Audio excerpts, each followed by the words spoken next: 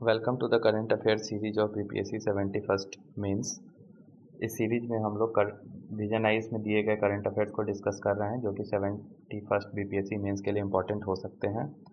आज का हमारा टॉपिक इंटरनेशनल रिलेशंस है जो कि आपके जीएस 1 के सेक्शन 2 में पूछा जाता है। तो आज का हमारा पहला टॉपिक है भारत और एससीओ। तो सबसे पहले हम लोग एससीओ के बारे में जानकारी प्राप्त करते हैं कि एससीओ है क्या। तो एससीओ का हेडक्वार्टर चीन में है और 1996 में इसकी स्थापना संघाई 5 के रूप में हुई थी। 2001 में इसे एससीओ नाम दिया गया और इसका मुख्य उद्देश्य है विश्वास, मित्रता और अच्छे पड़ोसी संबंधों को मजबूत बनाना, शांति, सुरक्षा और स्थिरता को सुनिश्चित करना, लोकतांत्रिक, निष्पक्ष और तर्कसंगत अंतर्राष्ट्रीय राजनीतिक व आर्थिक व्यवस्था को बढ़ावा देना। इसमें कुल 10 देश हैं और हम कॉन्टेक्स्ट को देखते हैं किस कॉन्टेक्स्ट में ये करंट अफेयर्स में न्यूज़ में है। तो भारत ने चीन के किंगडाओ में एससीओ की रक्षा मंत्रियों की बैठक में संयुक्त वक्तव्य पर हस्ताक्षर करने से इनकार कर दिया है। तो भारत ने इस पे हस्ताक्षर करने से क्यों इनकार किया है? तो इसका कारण है आतंकवाद पर दोहरा मापदंड। दस्तावेज में हाल ही में हुए पहलगाम हमले का कोई जिक्र नहीं था, जबकि बलूचिस्तान में हुई उग्रवादी गतिविधियों को शामिल किया गया था। और भारत ने जोर दिया कि एससीओ को सीमा पार आतंकवाद को बढ़ावा देने वाली देशों की आलोचना करने में हिचकिचाना नहीं चाहिए। और इसके अलावा एक पॉइंट था कि भारत हमेशा मानता आया है कि शांति और आतंकवाद साथ नहीं रह सकते और यह सिद्धांत बहुपक्षीय मंचों पर किसी भी हाल में बदलने योग्य नहीं है। अब एससीओ क्यों इम्पोर्टेंट है इसको हम लोग देखते हैं कि एससीओ फ्रेमवर्क के तहत भारत के लिए क्या रणनीतिक अवसर हैं, भारत को क्यों भारत के लिए इसका इम्पोर्टेंस क्या है। तो इसमें पहला जो मुख्य मुद्दा है वह है मध्य एशिया से जुड़ाव भू राजनीतिक पहुँच हमें सुनिश्चित होगी और यह मंच कनेक्ट सेंट्रल एशिया नीति को मजबूत करने में मदद करेगा। आर्थिक और ऊर्जा सहयोग। वर्ष 2022 में कजाकिस्तान ने खदानों से यूरेनियम का सबसे बड़ा हिस्सा विश्व की आपूर्ति का 43% को उत्पादित किया था। ठीक है, तो ऊर्जा सुरक्षा के लिए इम्पोर्टेंट है। क्षेत्रीय संपर्क को इससे बढ़ावा मिलेगा, जैसे कि अंतर्राष्ट्रीय उत्तर दक्षिण परिवहन गलियारा हो गया। उसके बाद है पाकिस्तान और चीन के साथ संवाद का एक मंच प्राप्त होता है। अब है एससीओ को लेकर भारत की चिंताएं क्या क्या हैं। तो इसमें हमारा पहला पॉइंट है चीन का बहुपक्षीय प्रभाव। चीन इस समूह को अपने नेतृत्व में एक ऐसा बहुपक्षीय मंच बनाना चाहता है जो उसके क्षेत्रीय और भू आर्थिक और रणनीतिक हितों को आगे बढ़ाएगा। उदाहरण, चीन का BRI belt and road initiative को क्षेत्र में प्रमुखता दिलाने में मदद करता है। तो इससे भारत को आइसोलेट होने का खतरा है। उसके बाद इसका दूसरा पॉइंट है संगठन के विस्तार को लेकर दुविधा। ठीक है, इससे एससीओ की वैश्विक पहचान तो बढ़ी है लेकिन इसका क्षेत्रीय फोकस कमज़ोर हो गया है, क्योंकि मेनली इसके सेंट्रल एशिया पर ध्यान केंद्रित था, लेकिन बेलारूस सेंट्रल एशिया का देश नहीं है। उसके बाद अगला है हमारा पॉइंट एससीओ की प्रभावशीलता। एससीओ के फैसलों में जरूरी कार्यकारी गारंटी का अभाव है। इसकी वजह से यह संगठन नाम की तरह गुटनिरपेक्ष आंदोलन की तरह केवल विचार रखने और मतों की घोषणाएं करने का मंच बनकर रह गया है। मतलब इसका कोई ग्राउंड लेवल पर चेंज देखने को नहीं मिलता है, केवल एक घोषणावादी दृष्टि जो मंच है उसके रूप में इसकी छवि बनकर आई है। और फिर अगला पॉइंट है हमारा भारत की जो चिंताएं हैं उसमें है पश्चिमी विरोधी छवि। तो पश्चिमी देशों को ऐसा लगता है कि एससीओ जो है उसका मेन इस्टेब्लिशमेंट इसलिए हुआ है कि पश्चिमी देशों का जो भी वर्चस्व है वर्ल्ड की इकोनॉमी पे उसको चैलेंज किया जा सके। अब हमारा अगला टॉपिक है कि एससीओ भारत में अपनी रणनीतिक स्वायत्तता और बहुपक्षीय सहयोग में कैसे संतुलन बनाता है। दो वर्ड यहाँ पे इम्पोर्टेंट है, रणनीतिक स्वायत्तता और बहुपक्षीय सहयोग। ठीक है, तो इसमें हमारा पहला पॉइंट है चीनी हितों पर राष्ट्रीय हितों को प्राथमिकता देना। वर्ष 2023 के एससीओ सम्मेलन में भारत ने उस पैराग्राफ पर हस्ताक्षर करने से मना कर दिया जिसमें चीन के BRI का समर्थन था। ठीक है, तो इसको आप केस स्टडी के रूप में भी ले सकते हैं, लिख सकते हैं इसे। उसके बाद अगला पॉइंट है सिद्धांतों के साथ चयनात्मक भागीदारी। एससीओ का रैट्स जो संरचना है सदस्य देशों के बीच आतंकवाद विरोधी प्रयासों का समन्वय करता है, तो भारत इसमें बहुत एक्टिवली सहयोग करता है। विकासोन्मुखी मंच को बढ़ावा देना, उदाहरण के लिए पारंपरिक चिकित्सा, स्टार्टअप्स और नवाचार सहयोग के लिए एससीओ का उपसमूह। रूस के साथ करीबी संबंधों का लाभ उठाना, उदाहरण के लिए भारत और रूस एससीओ के मुख्य एजेंडा पर मिलकर कार्य करते हैं। अगला है वैश्विक बहुपक्षीय व्यवस्था में नया आकार देने में एससीओ की भूमिका। ये बहुत इम्पोर्टेंट है, तो देखते हैं एससीओ का क्या वैश्विक महत्व है। तो यह यूरेशिया के लगभग 80% भूभाग को कवर करता है और लगभग दुनिया की 42% आबादी को प्रतिनिधित्व करता है। तो कभी भी एससीओ का जब भी लिखने का मौका मिले तो ज़रूर आबादी और जीडीपी 2 चीज़ ज़रूर लिखना चाहिए मेंस में। तो इसमें सदस्य देशों वैश्विक जीडीपी का 25% में का योगदान करते हैं वैश्विक जीडीपी में। अगला हमारा पॉइंट है पश्चिमी वर्चस्व को चुनौती देते हैं। इस मंच के माध्यम से एससीओ उन बहुपक्षीय मंचों का एक विकल्प के रूप में उभरा है जिन्हें पश्चिमी देशों ने अपने हित साधने के लिए बनाया था। सुरक्षा की कमी को पूरा करते हैं। वर्ष 2021 में नाटो गठबंधन, जिसका नेतृत्व अमेरिका कर रहा था, के हटने के बाद अफगानिस्तान में जो सुरक्षा शून्यता उत्पन्न हुई है, एससीओ उस पर काम कर रहा है। यह एक इम्पॉर्टेंट पॉइंट और अच्छा पॉइंट है, इसे लिखा जा सकता है। काबुल के साथ क्षेत्रीय सहयोग बनाए रखने के लिए एससीओ ने 2005 में अफगानिस्तान संपर्क समूह का गठन किया था। तो अब हमारा अगला जो टॉपिक है वह है चीन के नेतृत्व वाला त्रिपक्षीय गठजोड़। ये उतना इम्पोर्टेंट नहीं है, फिर भी जब हम इंटरनल सिक्योरिटी का बात करते हैं तो वहाँ पे इस गठजोड़ का नाम लिख सकते हैं। तो इस ट्राइलेटरल नेक्सस में कौन कौन है, तो इसमें चाइना है, पाकिस्तान और बांग्लादेश है। ठीक है। हालांकि इसमें इसका उद्देश्य बताया जाता है कि इस बैठक का उद्देश्य क्षेत्रीय सहयोग और कनेक्टिविटी को बढ़ाना था, जिसमें चीन दोनों देशों के बीच संवाद को सुगम और अग्रणी भूमिका निभा रहा था। ये उतना इम्पोर्टेंट नहीं है हमारे लिए, बट हाँ ऐसी धुरी क्यों उभर रही है ये इम्पोर्टेंट हो सकता है। तो इसका कुछ कारण है ऐसी धुरी के उभरने के। ऐतिहासिक पहलू, भारत, पाकिस्तान और चीन दोनों भारत के साथ लंबे समय से सीमा विवाद में रहे हैं, तो भारत को काउंटर करने के लिए एक कारण। दूसरा, चीन की आक्रामक नीति और वह क्षेत्रीय वर्चस्व स्थापित करना चाहता है। भारत के खिलाफ रणनीतिक संतुलन को स्थापित करना, ऊपर हमने डिस्कस किया। अवसंरचना कूटनीति, चीन भारत के पड़ोसी देशों को तीव्र गति से और बड़े पैमाने पर अवसंरचना विकास के लिए धन उपलब्ध करा रहा है, यानी कि डेप्थ डिप्लोमेसी, जैसा कि हम लोग देखते हैं ऋण जाल में फंसाना भारत के पड़ोसी देशों को। श्रीलंका के साथ वही हुआ, नेपाल के साथ भी वही होने की कगार पे है। उसके बाद है चीन का दक्षिण एशिया में बढ़ता प्रभाव।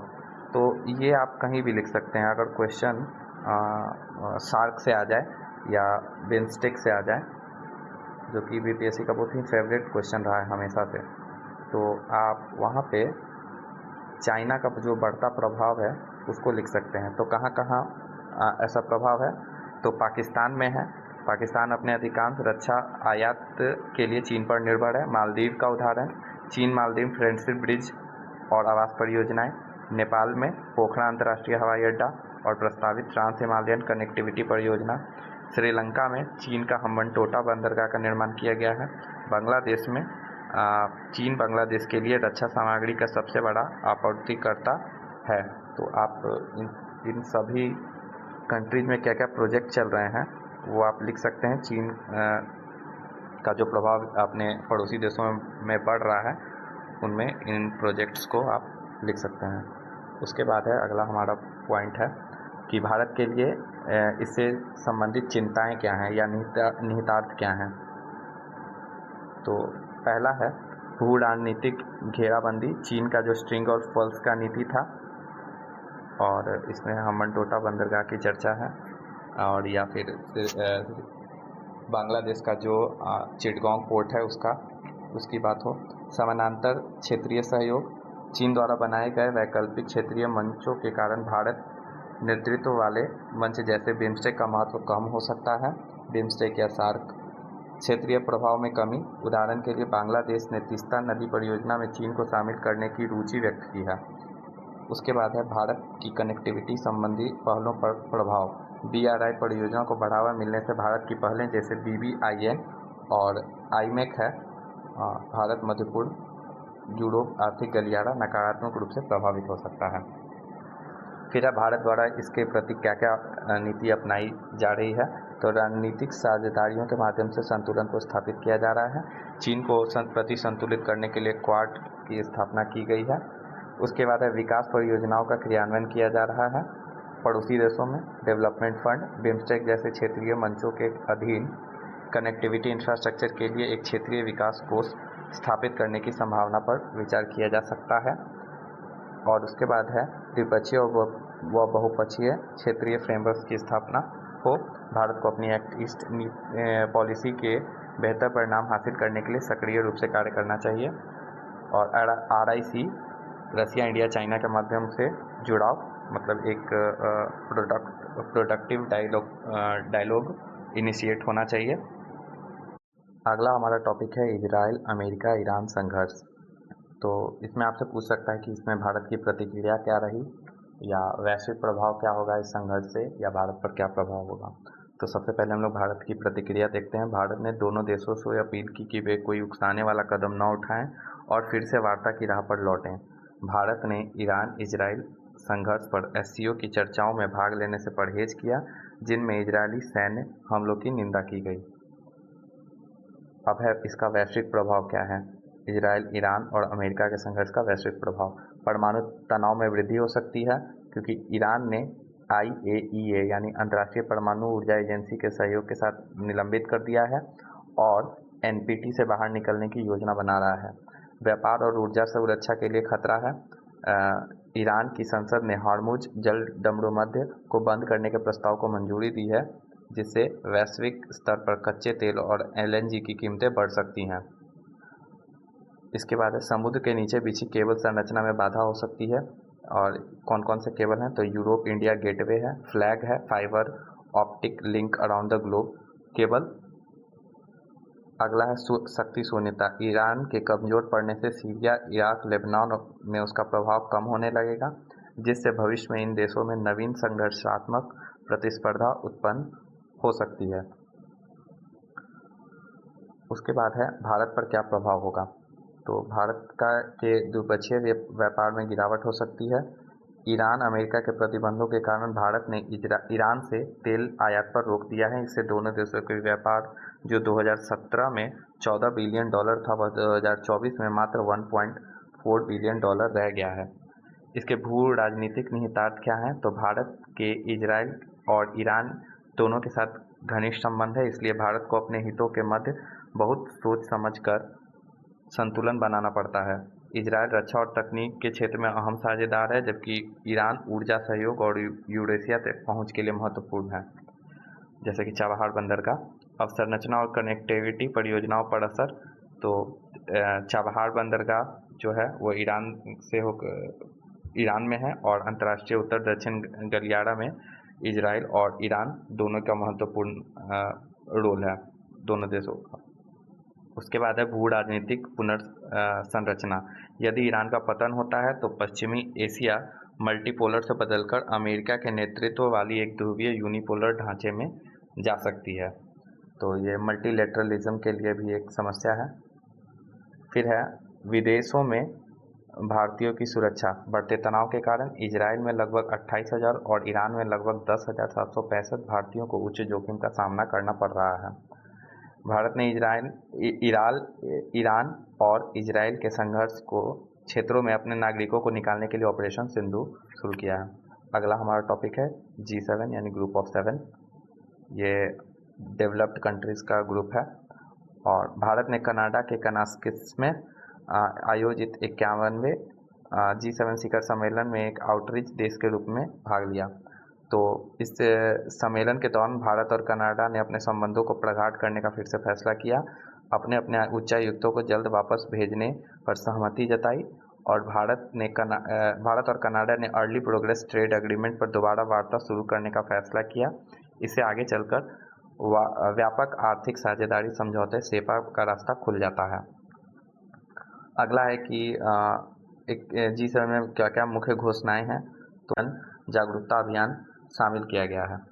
उसके बाद है G7 critical minerals action plan. Critical minerals आपूर्ति श्रृंखला को संधारणीय भरोसेमंद बनाने के लिए एक साझा योजना बनाई गई है। फिर है आर्टिफिशियल इंटेलिजेंस पर प्रमुख पहल। तो कौन कौन सा 3 था? एक था पारंपरिक ज्ञान संधारणीय वन प्रबंधन और जन जागरूकता अभियान, क्रिटिकल मिनरल से संबंधित एक्शन प्लान और आर्टिफिशियल इंटेलिजेंस से संबंधित एक्शन प्लान। ग्रुप ऑफ 7 के बारे में यहाँ पे दिया गया है। इसकी स्थापना 1975 में हुई थी।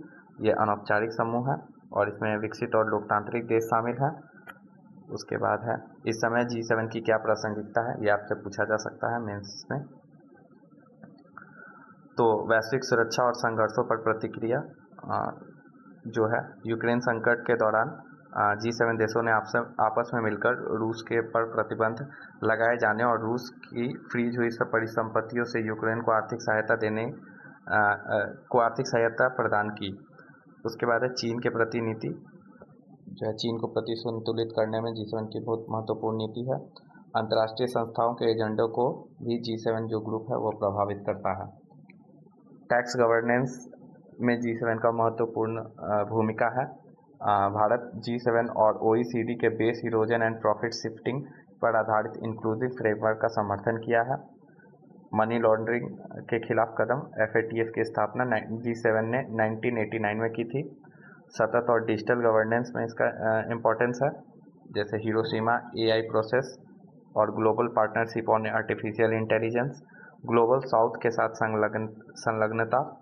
उसके बाद है लोकतंत्रों का समूह। G7 एक ऐसा समूह है जो नियम आधारित अंतर्राष्ट्रीय व्यवस्था, मानवाधिकार और लोकतांत्रिक मूल्यों का समर्थन करता है। प्रमुख चुनौतियां क्या हैं? तो G7 के देशों की अर्थव्यवस्था में गिरावट देखा गया है। 1980 में जहां तक वैश्विक GDP में 70% इनकी हिस्सेदारी थी G7 देशों की, लेकिन 2021 में ये लगभग 44% ही रह गई है। आम सहमति आधारित निर्णय प्रक्रिया। 51 में G7 के सम्मेलन में यूक्रेन युद्ध पर कोई ठोस वक्तव्य जारी नहीं किया जा सका। उसके बाद है कानूनी प्राधिकार का अभाव। एक स्थायी सचिवालय या बाध्यकारी कानूनी ढांचा नहीं है। ग्लोबल साउथ का इसमें अपर्याप्त प्रतिनिधित्व नहीं है। भारत, ब्राज़ील, इंडोनेशिया और नाइजीरिया जैसे प्रमुख उभरती शक्तियों तथा अफ्रीकन यूनियन जैसे समूह G7 में शामिल नहीं हैं। वैकल्पिक समूहों से प्रतिस्पर्धा है। G7 जैसे वैकल्पिक जो समूह उत्पन्न हो रहे हैं या SCO। तो आज का डिस्कशन यहीं पे ख़त्म करते हैं हम। Thank you and have a nice day.